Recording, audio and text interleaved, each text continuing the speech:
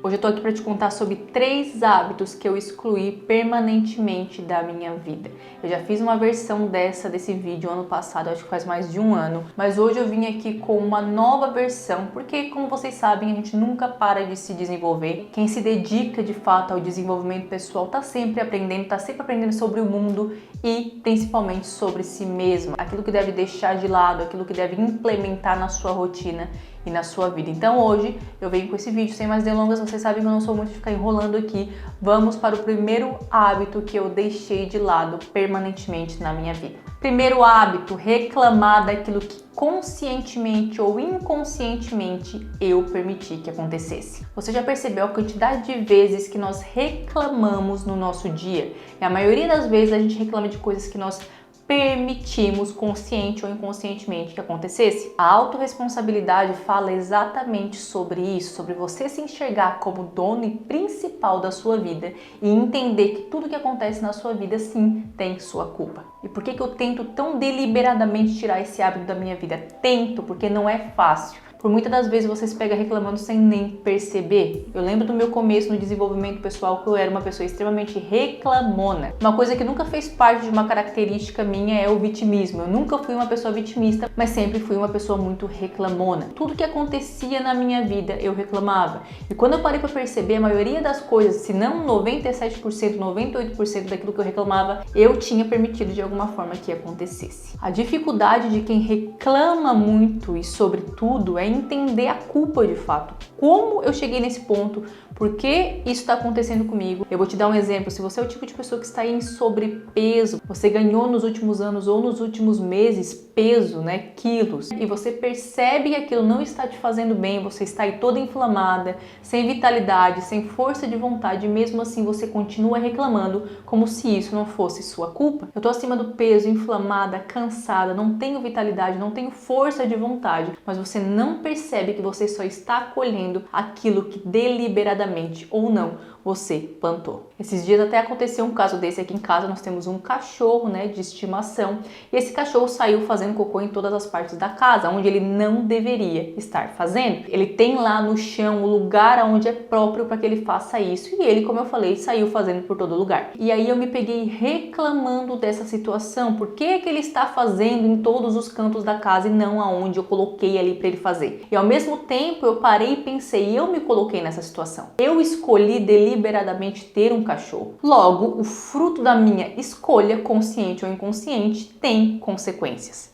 Então a autorresponsabilidade a gente tem que trazer para a nossa vida e se enxergar realmente em um cenário onde tudo que acontece, todo contexto e consequência que você vem vivendo hoje na sua vida é sua culpa. O relacionamento que você vem vivendo hoje é sua culpa, você escolheu essa pessoa. Se você é adulto, a sua vida financeira é sua culpa, é sua responsabilidade. A consequência de que você vem colhendo nessa área da vida também é sua culpa. O lugar onde você encontra hoje com o seu corpo, a sua estética, é sua culpa. É consequência de escolhas boas ou ruins que você faz ou vem fazendo aí nos seus dias. Então esse é um hábito que eu tento tirar todos os dias da minha vida. O hábito de reclamar daquilo que consciente ou inconscientemente eu aceitei. Autorresponsabilidade, trazer a sua responsabilidade sobre as causas, consequências e contextos que você vem vivendo hoje, te torna uma pessoa mais madura e mais forte. Hábito número 2 que eu excluí da minha vida é assistir televisão. Eu sempre fui uma pessoa que gostei muito de assistir televisão. Eu já contei aqui pra vocês que eu vim de um lugar de muita escassez, onde eu não podia assistir televisão da forma que eu queria. Quando eu me casei, uma das primeiras coisas que eu comprei pra minha nova casa foi uma televisão. E essa televisão, e obviamente a minha escolha de ficar em frente dela, também me ajudou muito a chegar no fundo do poço e nos meus piores dias de procrastinação. Como eu falei, eu era uma pessoa muito viciada em televisão e eu era muito viciada em noticiários de tragédia. Eu lembro que lá atrás, se você abrisse a minha página do YouTube, você ia ver só tragédia, só a página do Cidade Alerta se você assistir esse programa. Eu era uma pessoa extremamente viciada em assistir televisão, assistir tragédia e assistir coisas que não de alguma forma frutificam na minha vida. E eu lembro também dessa época que eu já começava o meu dia assistindo esse tipo de telejornal, e isso trazia uma carga muito negativa para os meus dias e para minha vida no geral. Porque você imagina, eu sempre falo aqui do poder dos nossos hábitos da manhã. Então, se você escolhe deliberadamente assistir tragédia, assistir coisas que não te edificam e que, se você parar para pensar, você não consegue ter controle de alguma forma, você vai trazer e carregar um peso pro seu dia daquilo que você assistiu. Então, muitas vezes eu era aquela pessoa que assistia pela manhã e ficava remoendo aquilo o resto do dia, ou quiçá até no outro dia. E uma vez eu lembro que eu estava lendo um livro e o autor ele falava sobre isso, sobre a nossa inclinação e estar sempre querendo saber das tragédias, sobre a nossa inclinação e estar sempre querendo saber de coisas que não nos edificam, coisas que não necessariamente vão trazer um bem para nossa alma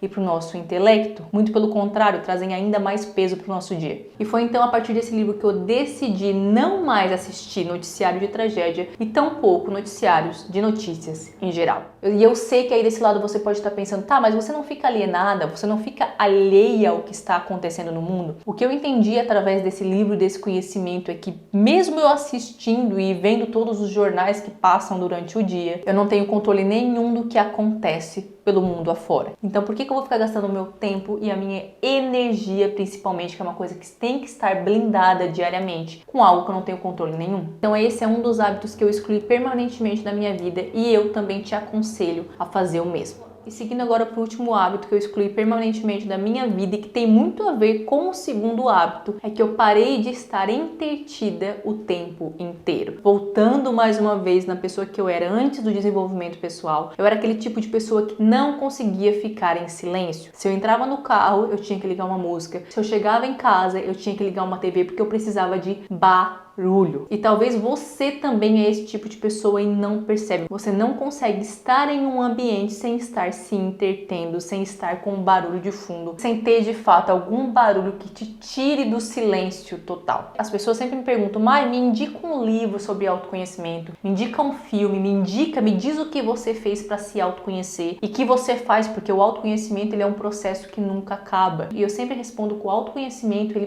parte do princípio de você se escutar, de você estar bem com a sua própria companhia. Uma pessoa que está sempre se entretendo, uma pessoa que não consegue ficar em um silêncio para se ouvir, para ouvir os seus próprios pensamentos, para analisar aquilo que pensa, para ter ideias, ela é uma pessoa que não usufrui e não consegue chegar de fato ao ponto principal de se autoconhecer. Um dos pontos principais do autoconhecimento é você se ouvir. É você ouvir os seus próprios pensamentos, é ouvir a forma que você pensa, as suas vozes interiores, os seus sabotadores, ou seja, aquilo que te sabota, aquela vozinha insistente. Uma pessoa que está sempre com televisão de fundo, com rádio de fundo, ela não consegue fazer uma coisa básica do autoconhecimento, que é pensar. E eu era esse tipo de pessoa. Eu não conseguia, como eu falei, entrar num carro e não ligar uma música. Eu não conseguia chegar na minha casa e ficar no silêncio total. E esse foi um hábito que eu excluí permanentemente da minha vida, a partir do momento que eu entendi os benefícios para o meu autoconhecimento de ficar em silêncio e na solitude. Uma das coisas que eu mais gosto hoje em dia é da solitude. Se você não sabe a diferença entre solitude